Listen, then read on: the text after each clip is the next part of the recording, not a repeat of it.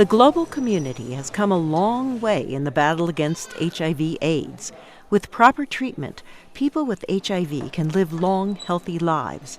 And if they take anti-AIDS drugs, the amount of the virus in their blood can be so small that it's impossible to infect other people.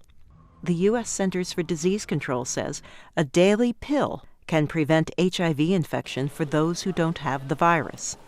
Dr. Anthony Fauci has spent much of his life working on HIV/AIDS at the National Institutes of Health.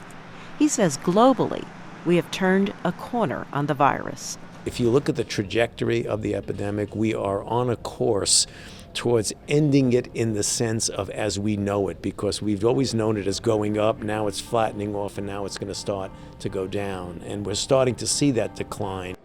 There are still 37 million people living with HIV, 2 million new infections a year, and more than 1 million deaths each year.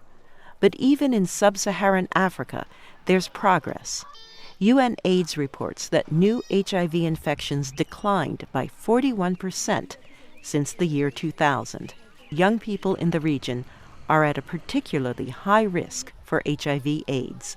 Older men are infecting young women between the ages of 15 and 24, and then those young women 5 to 6 years later go on to infect their young male partners in their 20s. So if you want to change the total course of the HIV epidemic, you have to get older men on treatment, and then you have to implement programs that allow young women and facilitate young women staying HIV negative.